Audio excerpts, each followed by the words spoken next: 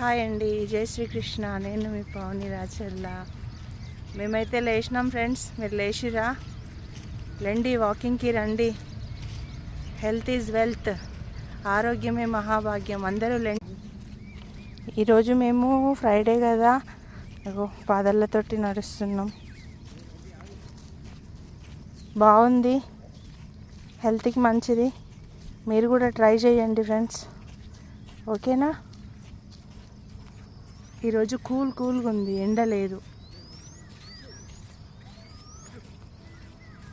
చూడండి వెదర్ ఎంత బాగుందో, నిర్మానుషంగా ఉంది. ఇప్పుడు టైం వచ్చేసి 5:48 అవుతుంది మార్నింగ్.